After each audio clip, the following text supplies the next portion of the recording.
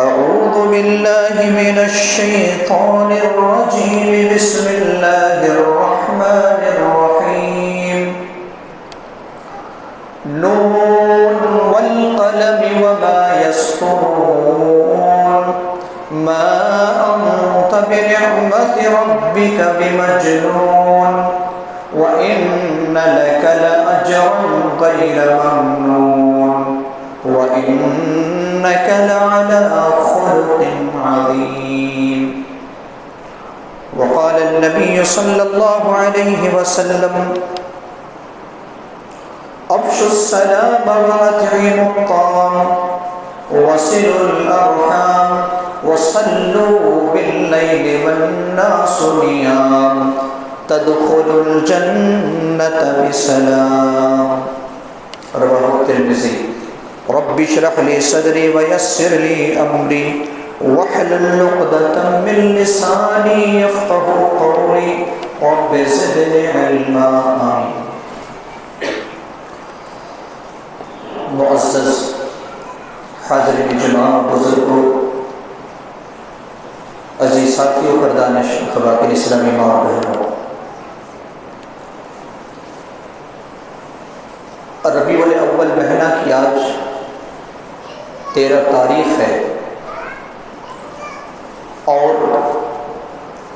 اسی مناسبت سے میں آپ حضرات کے سامنے چاہتا ہوں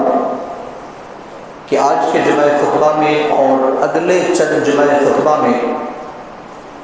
نبی صلی اللہ علیہ وسلم کی سیرت کا مختلف پہلو آپ کے سامنے اختصار کے ساتھ بیان کروں، تاکہ ہمارے ذہن و دماغ میں نبی صلی اللہ علیہ وسلم کی سیرت کا ایک ایک پہلو اور اجمالی طور پر ہمارے ذہن نشین ہو جائے، ہمارے ذہن میں آ جائے۔ تو اسی سلسلہ کی ایک کڑی ہے، آج کے جمعہ خطبہ کا عنوان ہوگا نبی رحمت صلی اللہ علیہ وسلم کا بے مثال اخلاق۔ اللہ سبحانہ و تعالی نے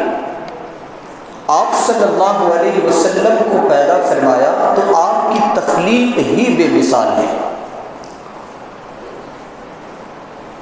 ہم جتنی بھی مخلوقات دیکھتے ہیں، ان مخلوقات میں انسان کو اللہ رب العالمین نے اشرف المخلوقات بنایا، لیکن انسان میں نبیوں سے لے کر سیدنا آدم علیہ السلام سے لے کر قیامت کی صبح تک آنے والا ہر فرد، اگر ان کا موازنہ اور مقابلہ کیا جائے تو آپ صلی اللہ علیہ وسلم کی عظیم اور اللہ رب العالمین نے عظیم مقام عطا کیا ہے۔ اور یہی وجہ ہے کہ اللہ سبحانہ و تعالیٰ نے صرف آپ کو امام الناس نہیں بنایا، بلکہ اللہ تبارک و تعالیٰ نے آپ کو امام الانبیاء بنایا، نبیوں کے امام بنایا۔ اس سے پتہ چلتا ہے کہ آپ کی جو تخلیق ہے اللہ کے یہاں بہت ہی اونچا مقام رکھتی ہے۔ تو جس شخص کی تخلیق ہی بے مثال ہو، ظاہر سی بات ہے کہ اس کے اخلاق بھی بے مثال ہوں گے۔ اور کتنے آپ کے اخلاق بے مثال ہیں کہ اللہ رب العالمین نے قرآن مقدس کے اندر آپ کے بہترین اور بے مثال اخلاق کی تعریف کی ہے۔ اور سورہ قلم کے اندر اللہ سبحانہ و تعالیٰ نے ارشاد فرمایا وَإِنَّكَ لَعَلَىٰ خُلُقٍ عَظِيمٍ، یقیناً آپ اونچے اخلاق پر ہیں۔ گویا کہ آپ کے اخلاق کسی اور میں نہیں ہے، آپ کے اخلاق جیسا کسی اور کا اخلاق نہیں ہے، آپ کے جو اخلاق ہیں وہ بے مثال ہیں۔ قرآن مقدس کے ایک مقام پر اللہ سبحانہ و تعالیٰ نے نبی صلی اللہ علیہ وسلم کی عمر کی قسم کھائی، اور آپ کی عمر کی قسم کھا کر کے آپ کے عمر جو آپ کی زندگی ہے اس کے اخلاق اور اس کی زندگی کے ہر پہلو کو اللہ رب العالمین نے واضح کیا اور کہا کہ آپ کے اخلاق بے مثال ہیں۔ اسی طریقے سے صرف قرآن کے اندر آپ کے اخلاق کی تعریف نہیں کی گئی ہے، بلکہ سابقہ کتابوں میں سے ایک عظیم ترین کتاب جس کو اللہ سبحانہ و تعالیٰ نے سیدنا موسیٰ علیہ السلام پر نازل کی، تورات کے اندر بھی اللہ رب العالمین نے نبی صلی اللہ علیہ وسلم کے بے مثال اخلاق کو بیان کیا ہے۔ جبکہ اس کتاب کے اندر تبدیلی ہو چکی ہے، تورات کے اندر بہت سی تبدیلیاں ہو چکی ہے، لیکن نبی صلی اللہ علیہ وسلم کے زمانے میں جو تورات موجود تھی اس تورات کے اندر بھی نبی صلی اللہ علیہ وسلم کے اخلاق کو ذکر کیا گیا ہے۔ عطا ابن یسار رحمہ اللہ فرماتے ہیں کہ میں نے صحابی رسول عبداللہ ابن عمر بن عاص رضی اللہ عنہ سے ایک سوال کیا۔ عطا ابن یسار یہ تابعی ہیں اور صحابی رسول عبداللہ بن عمر بن عاص سے سوال کرتے ہیں کہ آپ تورات کو آپ نے پڑھا ہے تو تورات کے اندر نبی صلی اللہ علیہ وسلم کے اخلاق کیسے ہیں؟ صحیح بخاری کی روایت ہے، صحیح بخاری 4838 نمبر کی حدیث ہے۔ تو بہت سارے نبی صلی اللہ علیہ وسلم کے اچھے اخلاق کے بارے میں ذکر کیا گیا، اس میں سے 2-3 الفاظ یہ بھی ہے کہ لیس بفظ ولا غلیظ، اللہ کے رسول صلی اللہ علیہ وسلم بد مزاج نہیں تھے، بد اخلاق نہیں تھے اور سخت مزاج نہیں تھے اور نہیں ہوں گے، اور اسی طریقے سے ولا سخاب بالاسواق، بازاروں میں چیخنے چلانے والے نہیں ہوں گے، ولا يدفع السیئۃ بالسیئۃ، اور برائی کا بدلہ برائی سے نہیں دیں گے، ولکن یعفو ویصفح، لیکن آپ درگزر اور معاف کر دیں گے۔ یہ تورات کے جملہ ہے جو امام بخاری رحمہ اللہ نے اپنے صحیح کے اندر عطا ابن یسار سے اس حدیث کو نقل کیا ہے۔ اسی طریقے سے اللہ کے رسول صلی اللہ علیہ وسلم کے ازواج میں سے بہت ساری ازواج نے آپ صلی اللہ علیہ وسلم کے بہترین اخلاق کی دلیل اور نمونہ پیش کیا ہے۔ انہی میں سے پہلی بیوی خدیجۃ الکبریٰ رضی اللہ تعالی عنہا کا ذکر آتا ہے، اور یہ ذکر صحیح بخاری کے حدیث نمبر 3 میں، یعنی ابتدائی جو حدیث ہے اسی کے اندر آتا ہے۔ جب آپ صلی اللہ علیہ وسلم پر قرآن مقدس کی سورۃ العلق کی ابتدائی 5 آیتیں نازل ہو گئی تو غار حرا کے اندر آپ ڈرے ہوئے تھے، سہمے ہوئے تھے۔ آپ اپنی بیوی کے پاس جاتے ہیں، خدیجۃ الکبریٰ ایک ہی بیوی تھی، آپ اپنی بیوی کے پاس جا کر کہتے ہیں کہ مجھے اپنی جان کا خدشہ ہے، مجھے اپنی جان کا خطرہ محسوس ہو رہا ہے، میں تو بے انتہا ڈر چکا ہوں۔ تو سیدہ خدیجۃ الکبریٰ رضی اللہ تعالی عنہا کیا جواب دیتی ہیں آپ کے بہترین اخلاق کے بارے میں کہ کلا ابشر، ہرگز نہیں، ایسا نہیں ہو سکتا، آپ کو خوشخبری ہے، فواللہ لا یخزیک اللہ ابدا، اللہ کی قسم اللہ رب العالمین آپ کو رسوا نہیں کرے گا، آپ کو ذلیل نہیں کرے گا، آپ کو بے عزتی نہیں کرے گا۔ واللہ انک لتصل الرحم، آپ تو صلہ رحمی کرتے ہیں،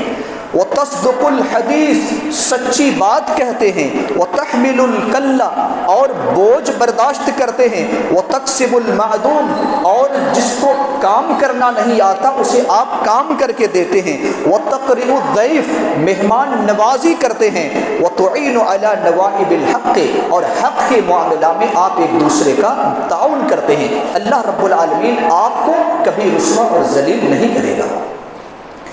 یاد کیجئے صحیح بخاری 4770 نمبر کی حدیث ہے، جب اللہ سبحانہ و تعالیٰ نے ایک آیت نازل کی وَأَنذِرْ عَشِيرَتَكَ الْأَقْرَبِينَ، آپ رشتہ داروں کو ڈرائیے، تو آپ صلی اللہ علیہ وسلم صفا پہاڑی پر چڑھ جاتے ہیں۔ اس دور میں مکہ میں ایک اصول ہوا کرتا تھا کہ کوئی عجیب و غریب اور کسی بھی چیز سے اگر ڈرانا ہوتا تو صفا پہاڑی پر صبح کے وقت چڑھ جاتے اور یا صباح کی صدا بلند کرتے۔ نبی صلی اللہ علیہ وسلم نے اس طریقہ کو اپنایا، اور جو بھی صفا پہاڑی پر چڑھ جاتا اور اس آواز کو بلند کرتا، ہر شخص اس پہاڑ کے نیچے آنا اس کے لیے ضروری تھا۔ اگر کوئی نہیں آ سکتا تو اپنا نمائندہ بھیجتا، اپنا نائب بھیج دیتا۔ اللہ کے رسول صلی اللہ علیہ وسلم نے یہی اصول کو اپنایا، اسی دستور کو اپنایا، اور صفا پہاڑی پر چڑھ کر کے آپ نے آواز بلند کی، یا صباح یا صباح۔ تمام جو آپ کے خاندان والے تھے، قریش خاندان والے، پہاڑ کے نیچے جمع ہو گئے۔ آپ صلی اللہ علیہ وسلم پہاڑ کے اوپر ہیں۔ جب جمع ہوئے آپ صلی اللہ علیہ وسلم نے کہا ذرا بتاؤ، میں یہ تم سے کہوں کہ اس پہاڑ کے پیچھے ایک فوج، ایک لشکر جو گھڑ سوار ہے، چونکہ اس دور میں گھوڑے سے لوگ سفر کرتے تھے اور لڑائی بھی کرتے تھے، گھڑ سوار جو ہتھیار سے لیس ہے، جو تم پر حملہ کرنے والی ہے وہ فوج، کیا تم میری بات کی تصدیق کرو گے یا نہیں؟ تو تمام لوگوں نے کیا کہا تھا؟ ما جربنا علیک الا صدقا، اے نبی صلی اللہ علیہ وسلم ہم نے آپ کو سچائی کے علاوہ کسی اور بات کا تجربہ کیا ہی نہیں۔ آپ نے 40 سالہ زندگی گزاری ہے مکہ کی سرزمین پر، لیکن آپ نے کبھی جھوٹ نہیں بولا، لہٰذا ہم آپ کی بات کی تصدیق کریں گے، حالانکہ اس وقت آپ کو نبی بنا دیا گیا تھا۔ تو اس سے بھی کیا پتہ چلتا ہے کہ مشرکین جو آپ کے دشمن تھے وہ بھی نبی صلی اللہ علیہ وسلم کے بہترین اخلاق کی گواہی دے رہے ہیں۔ صائب المخزومی رضی اللہ عنہ کا ایک واقعہ آتا ہے سنن ابو داؤد 4836 نمبر۔ صائب المخزومی رضی اللہ کون ہے؟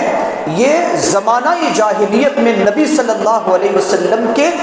تجارت میں سفر میں گئے ہوئے تھے، یعنی تجارت میں سفر میں تھے ایک ساتھ، تو اللہ کے رسول صلی اللہ علیہ وسلم کے بہترین اخلاق کی گواہی دیتے ہوئے اگر کسی انسان کے اخلاق کو آپ کو تلاشنا ہے کہ اس کے اخلاق کیسا ہے تو ان سے چند مرتبہ سفر کر کے دیکھیے، آپ کو پتہ چل جائے گا اس کا اخلاق کیسا ہے، اور اس کے ساتھ اگر آپ تجارت کریں گے تو اور بھی زیادہ معلوم ہو جائے گا کہ فلاں کا اخلاق کیسا ہے۔ لیکن صائب المخزومی رضی اللہ عنہ آپ کا تجارتی مسافر بھی تھے اور آپ کے ساتھی بھی تھے، یعنی دونوں کی تجارت ایک ساتھ چل رہی تھی اور نبی صلی اللہ علیہ وسلم کے ساتھ سفر میں بھی جاتے تھے۔ وہ کہتے ہیں کہ نبی صلی اللہ علیہ وسلم جیسے بہتر اخلاق والا شخص میں نے دیکھا ہی نہیں، آپ جیسے اخلاق والا کسی انسان کو میں نے دیکھا ہی نہیں۔ ابھی آپ کے سامنے چند باتیں آپ کے سامنے کہی گئی ہے، اسی طریقے سے خادم رسول انس بن مالک رضی اللہ تعالی عنہ فرماتے ہیں کہ میں نے نبی صلی اللہ علیہ وسلم کی یہاں پر 1-2 نہیں بلکہ 10 سال تک خدمت کی، لیکن نبی صلی اللہ علیہ وسلم نے کبھی نہیں کہا، میں خادم تھا، میں غلام تھا، اس کے باوجود کبھی یہ نہیں کہا کہ اے انس تم نے یہ کام کیوں کیا یا یہ کام کیوں نہیں کیا، نبی صلی اللہ علیہ وسلم نے کبھی نہیں کہا۔ گویا کہ اللہ رب العالمین نے قرآن مقدس کے اندر آپ کے بے مثال اخلاق کے بارے میں ذکر کیا، تورات کے اندر آپ کے بے مثال اخلاق کا ذکر ہے، خادم رسول آپ کے اخلاق کو واضح کرتے ہیں، ازواج مطہرات آپ کے اخلاق حسنہ کی تعریف کرتے ہیں، اور اسی طریقے سے بہت سارے لوگ آپ صلی اللہ علیہ وسلم کے اخلاق کی تعریف کرتے ہیں، یہاں تک کہ موجودہ دور میں ایک کتاب لکھی گئی دی 100، جس کا رائٹر، جس کا مصنف مائیکل ہارٹ تھا، انہوں نے بھی 100 شخصیت اور 100 افراد کے لوگوں کو اکٹھا کرنا تھا اور جو عظیم ترین شخصیت ہے ان کو لکھنا تھا۔ قربان جائیے اللہ کے نبی صلی اللہ علیہ وسلم کو انہوں نے 1 نمبر پر رکھا اپنی اس کتاب کے اندر۔ کہنے کا مطلب یہ ہے کہ اللہ رب العالمین نے آپ کے اخلاق کو بے مثال بنایا کہ جس کی وجہ سے نہ صرف مسلمان قائل ہوئے بلکہ غیر مسلم بھی آپ صلی اللہ علیہ وسلم کے بہترین اخلاق کے قائل ہوئے۔ آئیے ان میں سے چند بہت ہی اختصار کے ساتھ کہ نبی صلی اللہ علیہ وسلم کے اخلاق میں سے کون سے اخلاق تھے۔ آپ صلی اللہ علیہ وسلم کا اخلاق میں سے ایک اخلاق جود و سخا تھا۔ آپ صلی اللہ علیہ وسلم بہت زیادہ لوگوں کا خیال رکھنے والے، اپنی ضرورت سے زیادہ دوسروں کا خیال رکھنے والے ہوتے تھے۔ سیدنا جابر رضی اللہ تعالی عنہ فرماتے ہیں، صحیح بخاری 6034 نمبر کی حدیث ہے، وہ کہتے ہیں کہ اللہ کے رسول صلی اللہ علیہ وسلم کے بارے میں ما سئل رسول اللہ صلی اللہ علیہ وسلم شیئا قط فقال لا، جب بھی رسول اللہ صلی اللہ علیہ وسلم سے کوئی چیز مانگی گئی آپ نے یہ نہیں کہا کہ میں نہیں دوں گا یا میرے پاس نہیں ہے۔ بعض روایت سے پتہ چلتا ہے کہ اگر کوئی چیز آپ سے مانگی جاتی وہ چیز ہوتی تو آپ دے دیتے، نہیں ہوتی آپ خاموش رہتے، لیکن نہیں یہ لفظ آپ استعمال نہیں کرتے تھے۔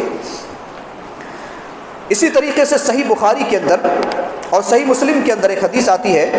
2312 نمبر کی حدیث، انس رضی اللہ تعالی عنہ فرماتے ہیں کہ ایک شخص نبی صلی اللہ علیہ وسلم کی خدمت میں آتا ہے اور کہتا ہے کہ میں اسلام قبول کروں گا، ایمان لاؤں گا، لیکن میری ایک شرط ہے، شرط یہ ہے کہ یہ جو 2 پہاڑ ہے ان دو پہاڑ کے درمیان جو دامن ہے، جو صحرا ہے، جو میدان ہے، کھلی جگہ ہے، اتنے برابر اگر آپ بکریاں آپ ہمیں دیں گے تو میں اسلام قبول کر لوں گا۔ اللہ کے رسول صلی اللہ علیہ وسلم نے اس شرط کو مان لیا۔ ٹھیک ہے، یہ جو دونوں پہاڑ ہے اور اس کے درمیان جو کھلی جگہ ہے، بکری کی کتنی بڑی ریوڑ ہو سکتی ہے، اللہ کے رسول صلی اللہ علیہ وسلم نے اسی شرط کو منظور کر لیا، اور آپ صلی اللہ علیہ وسلم نے اتنے ہی برابر بیت المال سے آپ صلی اللہ علیہ وسلم نے بکریوں کو دیا۔ وہ انسان اسلام قبول کرتا ہے، اللہ اور اس کے رسول کی گواہی دیتا ہے، اپنے گاؤں کی طرف جاتا ہے، قوم کے لوگوں سے کہتا ہے یا قومی اسلموا، یا قومی اسلموا فإن محمدا أتى من لا يخشى الفقر۔ اے میری قوم کے لوگوں، اسلام قبول کر لو، پورے گاؤں والے اسلام قبول کر لو، کیونکہ محمد صلی اللہ علیہ وسلم اتنے دیتے ہیں کہ اس دینے کے بعد کبھی تم غریب ہوگے ہی نہیں، کبھی محتاج ہوگے ہی نہیں، کبھی فقیر ہوگے ہی نہیں، کیونکہ اسلام لانے کے وقت اس کے پاس عزیز ترین چیز جو ہے مال اور دولت ہوتے ہیں، لیکن جب وہ اسلام قبول کر لیتا ہے تو ایمان کے سامنے پھر ان تمام چیزوں کو بھی وہ قربان کر سکتا ہے۔ اسی طریقے سے اور ایک حدیث صحیح بخاری 6036 نمبر کی ہے، سہل بن سعد اس حدیث کے راوی ہیں، فرماتے ہیں کہ اللہ کے رسول صلی اللہ علیہ وسلم کی خدمت میں ایک شخص آتا ہے، ایک عورت آتی ہے، خاتون آتی ہے اور ایک چادر لے کر آتی ہے اور کہتی ہے اللہ کے رسول صلی اللہ علیہ وسلم یہ چادر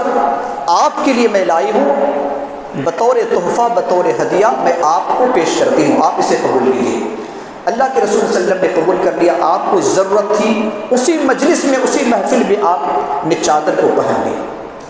پہن لی۔ ایک صحابی رسول کھڑے ہو جاتے ہیں اور کہتے ہیں اللہ کے رسول صلی اللہ علیہ وسلم یہ چادر مجھے ضرورت ہے، مجھے آپ دے دیجئے۔ ذرا بتائیے، جس چادر کی آپ کو ضرورت تھی آپ نے پہن بھی لیا، پھر دوسرے شخص نے آپ سے مطالبہ کیا۔ نبی صلی اللہ علیہ وسلم نے کہا اچھا ٹھیک ہے، آپ صلی اللہ علیہ وسلم کچھ دیر کے بعد وہ چادر بھی اسے دے دیتے ہیں۔ نبی صلی اللہ علیہ وسلم اس مجلس سے نکل جاتے ہیں، صحابہ اکرام کی مجلس رہتی ہے، اللہ کے رسول صلی اللہ علیہ وسلم کے اس اخلاق کو وہ لوگ واضح کرتے ہوئے کہتے ہیں، اس آدمی کو ڈانٹتے ہیں، دھمکاتے ہیں اور کہتے ہیں کہ تمہیں معلوم ہے کہ نبی صلی اللہ علیہ وسلم کو اس چادر کی ضرورت تھی، اسی وجہ سے آپ نے فوراً پہن لیا تھا اور تم نے اس سے مانگ لیا، جبکہ تمہیں اس بات کا علم ہے کہ جو بھی نبی صلی اللہ علیہ وسلم سے چیز مانگی جاتی ہے آپ نہیں کہتے،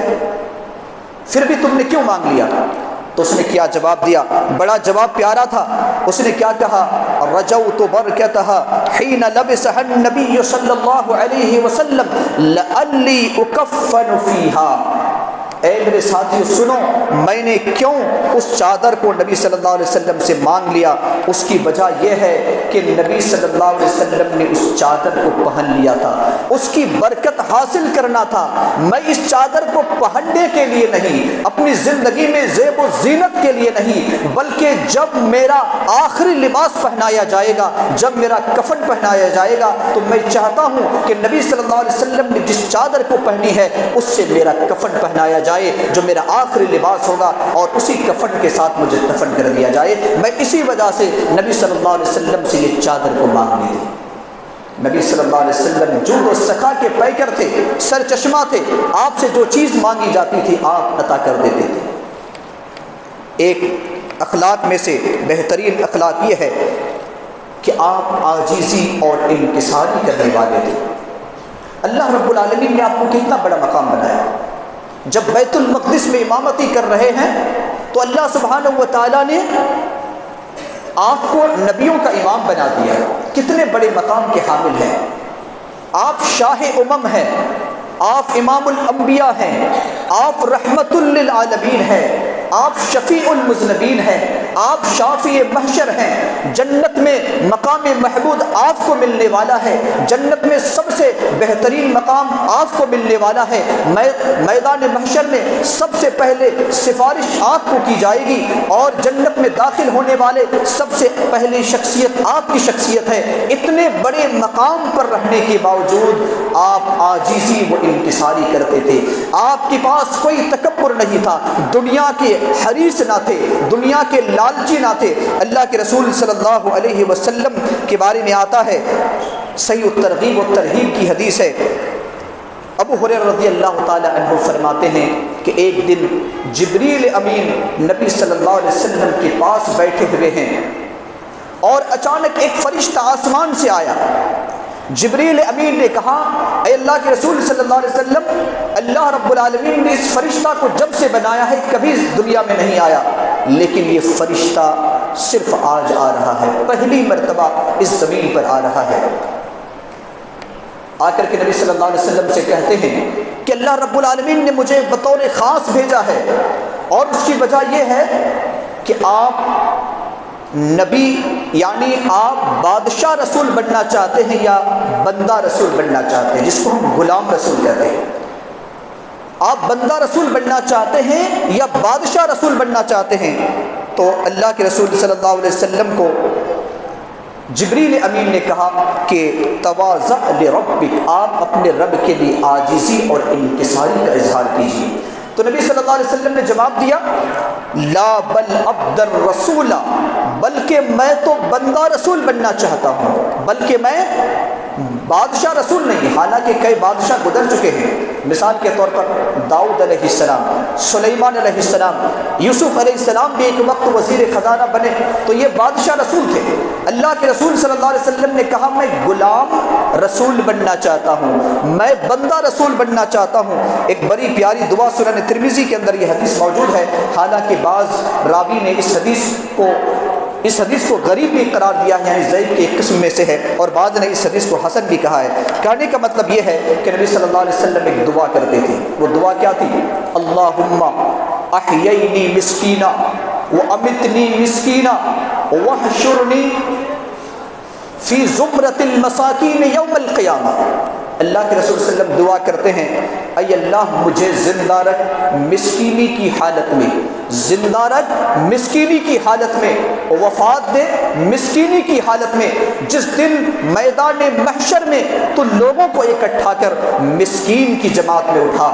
سیدہ عائشہ صدیقہ رضی اللہ تعالی عنہا اس دعا کو سنتی ہیں، کہتے ہیں اللہ کے رسول صلی اللہ علیہ وسلم آپ اس طرح کی دعا کیوں کرتے ہیں؟ عائشہ رضی اللہ عنہا کے سوال کے جواب میں نبی صلی اللہ علیہ وسلم نے فرمایا، انہم یدخلون الجنۃ قبل اغنیائہم ب40 خریفہ، یہ مسکین لوگ مالدار لوگوں سے 40 سال پہلے جنت میں داخل ہوں گے، اسی لیے میں مسکینی کی دعا کر رہا ہوں۔ اتنے بڑے نبی اور آپ کی عاجزی اور انکساری کا عالم یہ ہے کہ نبی صلی اللہ علیہ وسلم مسکینی کی دعا مانگ رہے ہیں۔ آپ کے اخلاق میں سے اور ایک حدیث ہے سنن ترمذی کی 2754 نمبر کی حدیث، انس بن مالک رضی اللہ تعالیٰ عنہ اس حدیث کے راوی ہیں۔ آج ہمارے معاشرے کے اندر کسی آدمی کو عزت دینا ہو تو سب سے پہلے اگر اس کی آمد ہوتی ہے تو کیا کرتے ہیں؟ لوگ اپنی جگہ سے کھڑے ہو جاتے ہیں۔ اسکول میں ایک شاگرد، ایک اسٹوڈنٹ اگر داخل ہوتا ہے، اگر وہاں پر بیٹھا ہوا رہتا ہے، استاد اگر داخل ہوتے ہیں تو تمام بچے، تمام شاگرد کیا ہوتے ہیں؟ کھڑے ہو جاتے ہیں، عزت کے لیے کھڑے ہو جاتے ہیں۔ یہ آج ہمارا معاشرہ ہے۔ کوئی بڑا لیڈر آ جائے، کوئی رسوخ شخصیت کی آمد ہو تو انسان کیا کرتے ہیں؟ اس کی عزت کے لیے کھڑے ہو جاتے ہیں، اپنی جگہ کو چھوڑ دیتے ہیں۔ نبی صلی اللہ علیہ وسلم کے بارے میں کیا آتا ہے؟ انس بن مالک رضی اللہ تعالیٰ عنہ فرماتے ہیں کہ ہمارے نزدیک سب سے زیادہ محبوب ترین شخص نبی صلی اللہ علیہ وسلم تھے، لیکن صحابہ کرام کی جماعت بیٹھی ہوئی رہتی اور آپ صلی اللہ علیہ وسلم کی آمد ہوتی،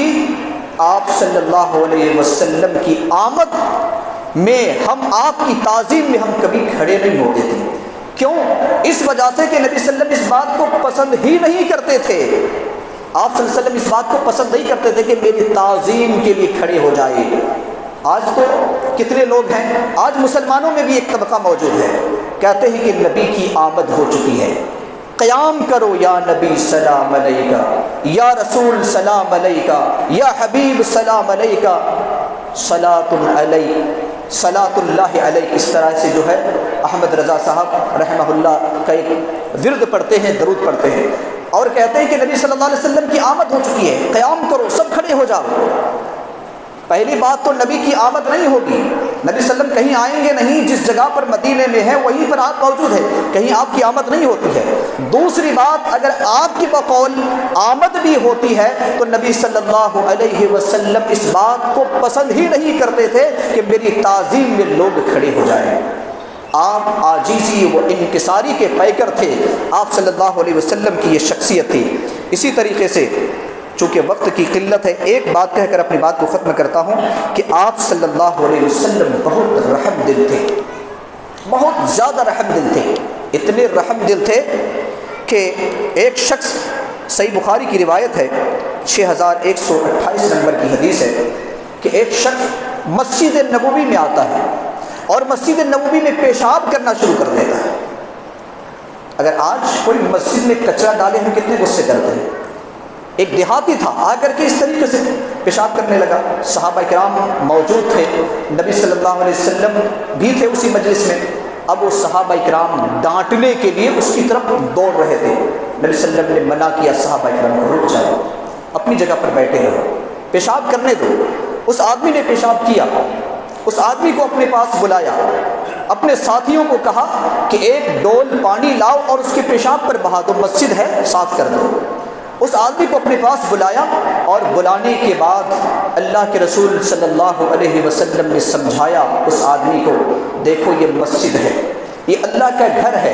اس میں گندگی نہیں ڈالی جاتی ہے، اس میں کچرا نہیں ڈالا جاتا ہے، یہ تو مسجد ہے، اللہ کی عبادت کے لیے تعمیر کی گئی ہے، اس میں نماز ادا کی جاتی ہے، قرآن کی تلاوت کی جاتی ہے، اس میں اللہ کا ذکر کیا جاتا ہے، اس میں دعا و استغفار کیے جاتے ہیں، لہذا اس میں یہ گندگی کرنا درست نہیں ہے۔ پھر آپ اپنے ساتھیوں سے کہتے ہیں، اے میرے ساتھیوں سنو، اللہ رب العالمین نے تمہاری